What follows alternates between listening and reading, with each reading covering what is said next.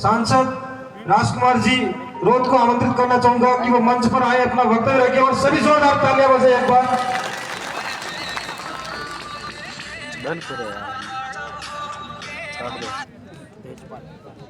दुकान दुकान यहीं पर सबने जय जोहार लगा रखी ना, नहीं यार थोड़ी जय वीर बुड्ढे। यहाँ से 20 किलोमीटर। किधर आज अरे चलो यहीं अनुसूचित क्षेत्र नहीं यार कार्यक्रम सुबह एक चलो और जाना। एक और आरक्षण मोर्चा के तहत अपने वहाँ बहादुर भाई है ना अपने हाँ हमारे बांसवाड़ा और डूंगरपुर में बांसवाड़ा में कार्यक्रम हुआ पहला, और सेकंड कार्यक्रम अपना प्रतापगढ़ जिला मुख्यालय पे। मैं मंच पे हमारे जो महापुरुष जिनकी प्रतिमाएं तस्वीरें जो लगी हुई है, इनको नमन करना चाहूंगा। थोड़ी सी इनको नमन करते हुए मैं मेरी बात को शुरू करना चाहूंगा। उधर को थोड़ी सी आज बस। जिस बात को लेके हम यहाँ पर एकत्रित हुए हैं, जिस समस्या को लेके हम यहाँ पर एकत्रित हुए हैं, अनुसूचित क्षेत्र आरक्षण मोर्चा, तो ये मंच पे जो हमारे जो प्रतिमाएं लगा रखी है, हमारे बिरसा मुंडा से लगा के ज्योतिबा फुले, जयपाल सिंह मुंडा, भीमराव अंबेडकर जी, जिस आरक्षण की अपन बात कर रहे हैं, जिस आरक्षण की अपन लड़ाई लड़ रहे हैं, इन महापुरुषों की देन है जो संविधान के अंदर सम्मिलित हुआ 5वीं अनुसूची। और बड़े दुख के साथ कहना पड़ रहा है, सरकारें कोई भी रही हो, लेकिन आज तक अनुसूचित क्षेत्र का रिजर्वेशन पॉलिसी संविधान के अंदर क्या है, सरकार ने कब कब कैसे नियम बनाए, संविधान में क्या है प्रावधान और दिया कितना, इस पे आज तक बात नहीं हो पाई। बात इसलिए नहीं हो पाई है क्योंकि हमारा क्षेत्र भोला भाला रहा, हमारी यहाँ की जनता हर किसी की बात पे विश्वास करने वाली रही, शिक्षा की कमी रही, हमें संविधान का ज्ञान किसी ने नहीं दिया, जो 1950 में बना उसकी बात किसी ने नहीं की।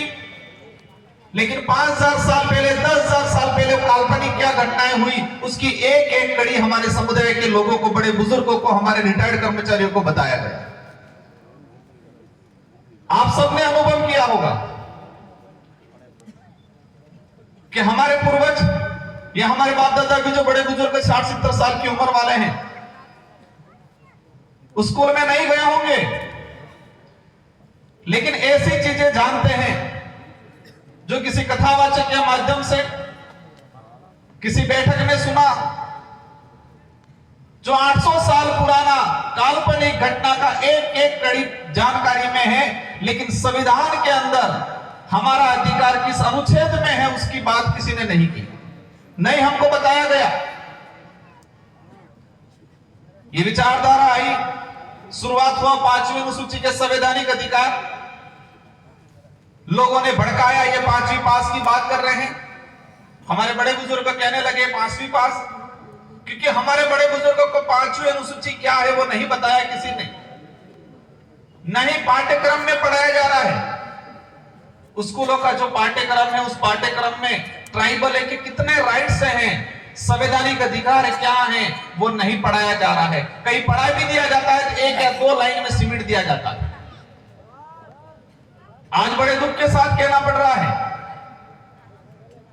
कि हमारे साथ जितना जो अन्याय हुआ है,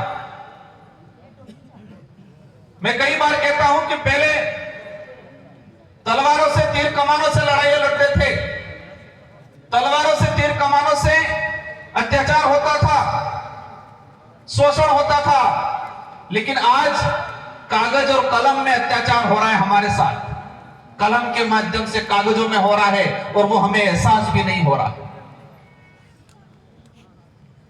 जब सुप्रीम कोर्ट ने कहा कोटे में कोटा,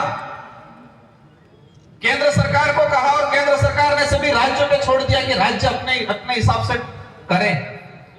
अगर सच में हमारा इलाका वंचित है, उसको रिजर्वेशन देना चाहते तो टीएससी की बैठक बुलाते, सबसे पहले जितने ट्राइबल एमएलए हैं उन सारे एमएलए को बुला के पूछते क्या राय है सबकी। आज तक वर्तमान सरकार ने ट्राइबल एडवाइजरी काउंसिल की बैठक नहीं बुलाई। अब हमारे बड़े बुजुर्गों को ट्राइबल एडवाइजरी काउंसिल क्या है उसके बारे में भी नहीं पता है। वो पता इसलिए नहीं है कि आज तक इसके बारे में चर्चा नहीं हुई। माहौल बना दिया गया कि वो खा गया आरक्षण, वो खा गया, उसने ये किया वो किया।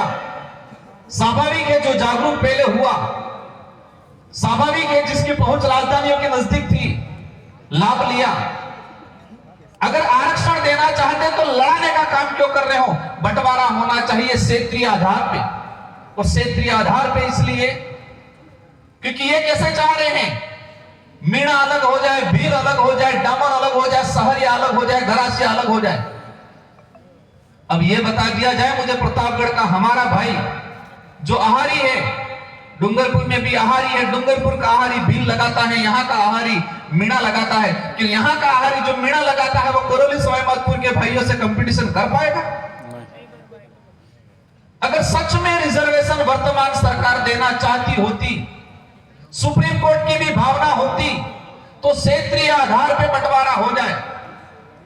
इस क्षेत्रों में हमारी सबसे पहली मांग यह है, अज्ञानता वंश या षड्यंत्र के तहत या किसी भी तरीके से जो हमारे यहाँ भील समुदाय था इसका मीणा लिखा गया, उसका पहला संशोधन किया जाए। अगर इस इलाके के अंदर मीणा समूह होता तो इतिहास में यह पढ़ाया जाता कि महाराणा प्रताप के साथ मीणाओं की सेना लड़ी, भीलों की सेना लड़ी, यह नहीं पढ़ाया जाता। 435 यहाँ भील कोर बटालियन नहीं खुलती, यहाँ मीणा कोर बटालियन खुलती। हम इतिहास के परिपाटी में जाए और कागजों में भी जाते हैं तो 1960 से पहले अगर देखा जाएगा सबका भील मिलेगा। तो मैं वही बात कहता था, पहले हथियारों से अत्याचार शोषण होता था, भेदभाव होता था, हमारे साथ अन्याय होता था, अब कागजों में हो रहा है। पहले हथियारों से होता था तो हमें नजर आता था, हमें एहसास होता था, अब कागजों में हो रहा है। और कागजों में ऐसा हो रहा है हमको पता भी नहीं चल रहा है। 50 साल गुजरने आगे लेकिन अभी तक पता नहीं चल रहा। आज भी गुमराह करते हैं। हमारी लड़ाई किसी भी पार्टी या किसी से नेता से नहीं है, हमारी लड़ाई सच्चाई को लेके, हमारी लड़ाई हमारे अधिकारों को लेके। आज बात करें हम आरक्षण की लड़ाई लड़ने के लिए खड़े हो रहे हैं। हमारी संवैधानिक अधिकार है क्योंकि इन पूर्वजों ने अपना खून पसीना बहाया है। आजादी के इतिहास में देखा जाए तो अंग्रेजों से देखो, राजा रजवाड़ों से देखो, मुगलों से देखो, हर किसी से लड़ाई में सबसे अधिक अगर खून बहा है तो आदिवासियों को बहा है। यह बात अलग है कि उसका इतिहास नहीं लिखा गया। और इसी वजह से हमको 5वें अनुसूचित संवैधानिक अधिकार मिले, लेकिन नजरअंदाज किया जाता है आज तक। उनको लगता है चुनाव में आएंगे, थोड़ी बड़ी बड़ी लॉलीपॉप वाली बातें कर देंगे, जनता तालियां बजा देगी, वोट देगी। आज तक यही हुआ। पहली बार जनता समझदार हुई।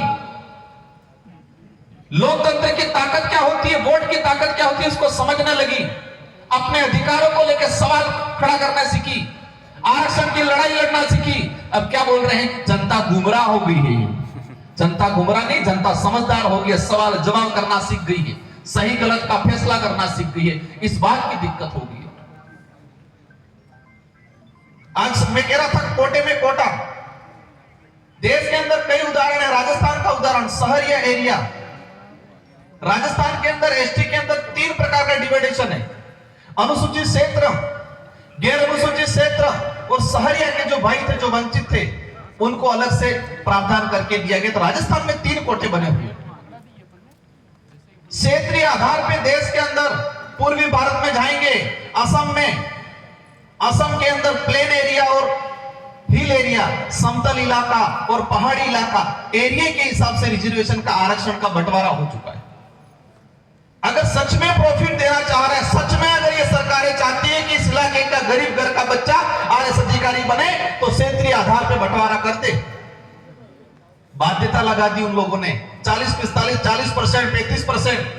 हमारे पिछले 2 साल की भर्तियों में हमारे बच्चे नहीं जा पाए, पद खाली रह गए। और ये सरकार कह रही है 2 साल का बैकलॉग है, उस बैकलॉग के अन्य सामान्य वर्ग से भरा दिया जाए। यहाँ पर भौतिक सुविधा उपलब्ध नहीं करा पा रहे हो। हमारे गांवों में उस बैठने के लिए स्कूलें नहीं है, बच्चों पढ़ाने के लिए टीचर नहीं है। एक प्री प्लान देश के अंदर एक माहौल तैयार हो रहा है। सरकारी सिस्टम को खत्म करना, सरकारी सिस्टम इसलिए खत्म करना चाहते हैं ताकि गरीब का व्यक्ति, आदिवासी का व्यक्ति, गरीब घर का व्यक्ति, बच्चा उसका नहीं पढ़ पाए। ये पॉलिसी है। आज कॉलेजों में देख लो क्या हालत होगी, स्कूलों में टीचर नहीं है, ताकि नींव मजबूत नहीं बनेगी बच्चे की। अगर नींव मजबूत नहीं बनेगी तो कंपटीशन एग्जाम क्वालिफाई नहीं कर पाएगा। और कुछ लोग कहते हैं कि कंपटीशन का जमाना है, कंपटीशन करना चाहिए। भाई कंपटीशन किसे कहते हैं? एक लाइन में खड़े रहो, एक लाइन में खड़े रह के दौड़ लगाओ और फिर उसको कंपटीशन कहते हैं। हमारा भाई तो 200 मीटर पीछे खड़ा है। एक बच्चा गांवों में उसको स्कूल नहीं मिल रहा है, स्कूल मिल रहा, किताब पेन पेंसिल नहीं मिल रही है, टीचर नहीं मिल रहा है, और एक बच्चा शहर में रह के कंप्यूटर पे पढ़ रहा है, इंग्लिश में पढ़ रहा है, और कह रहे हैं कि गांव में असुविधाओं में व्यतीत होने वाला बच्चे से कह रहे हैं कि आप कंपटीशन करो। एक बार बराबरी की लाइन में आने दो उस बच्चे को, फिर कंपटीशन क्या होता है वो मजा तब चखाएंगे। देश को मजबूत बनाना है, देश तब मजबूत बनेगा इस देश में रहने वाला प्रत्येक वर्ग, जो गरीब वर्ग और विशेषकर आदिवासी समुदाय जिस दिन मजबूत बनेगा उस दिन देश ये मजबूत बनेगा। इसलिए साथियों, आज आरक्षण का मुद्दा है। सबसे पहले सरकार की जिम्मेदारी है। इसी में हमारे मध्य प्रदेश से विधायक जी पहुंचे हैं, इनका भी हार्दिक स्वागत, अभिनंदन। मैं जो बात कर रहा था, सरकार की जिम्मेदारी है हर साल के अंदर, हर साल में सरकार ये क्लियर करे कि संवैधानिक प्रावधान क्या है आरक्षण का, वर्तमान में क्या लागू है, फिर जनता से सुझाव ले।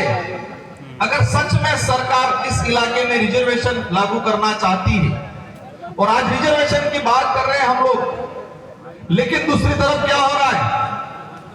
निजीकरण हो रहा है, निजीकरण, प्राइवेटीकरण। कुछ लोग कह रहे गुजरात मॉडल। हम आरक्षण की लड़ाई लड़ रहे हैं, दूसरी तरफ बैकडोर एंट्रिया। इस इलाके में पंचायत साइट लगाया 2017 में, लगभग 10 से 15 हजार पंचायत साइट लगे। 4-5 साल बाद पंचायत साइट को सरकारी कर दिया गया, रिजर्वेशन पॉलिसी खत्म। आज विधानसभा के तहत लग रहे कॉलेजों में, आज मेडिकल में प्लेसमेंट एजेंसी के तहत कंपाउंडर डॉक्टर लगने शुरू हो गए। डॉक्टर कंपाउंडर तो ठीक है, दिल्ली के अंदर आईएएस भी बिना एग्जाम के बन रहे हैं। आज रिजर्वेशन पॉलिसी खत्म करने, ये सारा चीज इसलिए हो रहा है कि कुछ लोग अमीर है वो अमीर बने, गरीब हो वो गरीब बने, ऐसी सोच वाले सत्ता में बैठते हैं, इसलिए ये ऐसी पॉलिसियां बनती। बाध्यता काल को लड़ाई चली, 35% बाध्यता रख ली, और उसी वजह से इस इलाके से हमारे बच्चे के क्वालिफाई नहीं हो पाए। कुछ कमियां हैं, हम मानते हैं, उसमें हम लोग भी सुधारा करेंगे, लेकिन कम से कम अवसर तो मिलना चाहिए, और अवसर देने की जिम्मेदारी सरकार की है। और हमारे वर्तमान में देखा गया है, मैं इस मंच से नहीं कहना चाह रहा था लेकिन बात निकल गई, इसलिए कुछ नेता सिर्फ कटाक्ष करने पे, जब भी अधिकार की बात करेंगे, शिक्षा की बात करेंगे, स्वास्थ्य की बात करेंगे, रिजर्वेशन की बात करेंगे, वो धर्म की चटनी चटाने के आ जाएंगे हर मुद्दे पे। जब भी इस इलाके का कोई भी नेता, आम जनता अधिकार की, स्वास्थ्य सुविधाओं की बात करेगा, रिजर्वेशन की बात करेगा, न्याय की बात करेगा, धर्म की चटनी चटाना आ जाते हैं। इनका एजेंडा है कि हम कमजोर रहे, फर्जी बने रहे। ये नहीं चाहते हैं कि गरीब आत्मनिर्भर बने, क्योंकि गरीब आत्मनिर्भर बन गया तो उनकी राजनीतिक रोटियां सेकना बंद हो जाएगा, क्योंकि फिर आत्मनिर्भर बन गया तो वो सही गलत का फैसला करना लगेगा, सवाल जवाब करेगा। इसलिए सारे साथियों की जिम्मेदारी है कि ये लड़ाई मेरे अकेले की, इस मंच पे विराजमान या ये जो जनप्रतिनिधि है, जो विधायक जी, इनके अकेले की नहीं है, हम सब की लड़ाई है, और उस लड़ाई को संवैधानिक तरीके से लड़ना है। कुछ लोग सोचते होंगे कि संगठन चल रहा है, रैलियां निकाल रहे हैं, क्या होगा, लेकिन चिंता मत करो, उबाल आएगा, हर घर से क्रांति जगेगी। और हम इन 1 साल के अंदर ऐसा करने वाले हैं कि रिजर्वेशन क्या है, आरक्षण क्या है, कैसे रिजर्वेशन प्रावधान हुआ, कितना मिल रहा है, कितना मिलना चाहिए, ये पर्चा बना के हर घर पे चिपकाएंगे बाहर, हर घर के बाहर। हर घर में पैदा हुआ बच्चा जिस दिन समझदार हुआ, जिस दिन बोलना सीखे, उस दिन, जिस दिन समझदार और बोलना सीखा, उस दिन से ही अपने अधिकार को जानने लग जाए। ऐसी क्रांति लाने का अपन सब मिलकर काम करें, क्योंकि उन्होंने अंधकार में रखने का काम किया है, हमारे अधिकारों पे पर्दे डालने का काम किया है।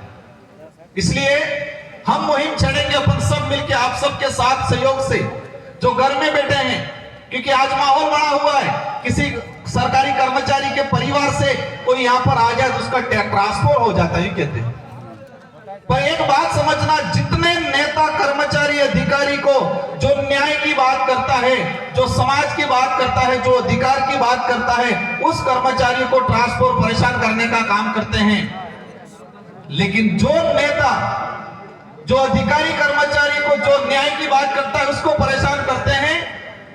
उन नेताओं के बच्चे, मैं कहना चाहूंगा, कम से कम तुम्हारे बच्चे उस काबिल बनाओ जिस अधिकारी को, कर्मचारी को परेशान करते। तुम्हारा बच्चा तो बनाओ एखादा कर्मचारी, अधिकारी। जितने नेता परेशान कर रहे हैं, इन सारे नेताओं का देख लो कि उनके बच्चे क्या कर रहे हैं। जिस गरीब घर का व्यक्ति मेहनत करके नौकरी लगा है, उसको तुम परेशान कर रहे हो। कम से कम तुम्हारे बच्चे को तो बढ़ा के दिखाओ एक बार, कम से कम उस काबिल। फिर पता चलेगा कैसे तकलीफ होती है, कैसे बनता है, कितना पसीना आता है। समय हो गया है, आप अपने अनुशासित तरीके से, महिलाएं पहले रहेगी और महिलाओं के बाद हमारे कुछ वरिष्ठ लोग हैं वो रहेंगे, और जितने हमारे जनप्रतिनिधि सारे वॉलंटियर रहेंगे। जितने हमारे जनप्रतिनिधि हैं सारे वॉलंटियर रहेंगे और व्यवस्थित तरीके से अपन ज्ञापन के लिए जाएंगे। ये शुरुआत है, ये आज ये शुरुआत है, ये क्रांति आएगी, लेकिन आपको किसी के बहकाव में नहीं आना है। जो गुमराह कर रहे हैं उनके बहकाव में नहीं आना है आपको। हर घर से क्रांति आएगी। आज ये पांडाल भरा है, एक दिन ऐसा भी आएगा कि ये पूरा प्रतापगढ़ भी भरा हुआ नजर आएगा। ये दिन भी आएगा बहुत जल्दी। इन्हीं शब्दों के साथ आप सबको आभार, धन्यवाद, जोहार, जय वीर। सभी बैठे रहे। एक बार हमारे राष्ट्रीय संयोजक बिल प्रदेश मुक्ति मोर्चा के ये बताएंगे कि रैली में किस रूप से जाना है। बाकी जो भी विधायक महोदय हैं, सभी की स्पीच वही कलेक्ट्री कार्यालय में होगी।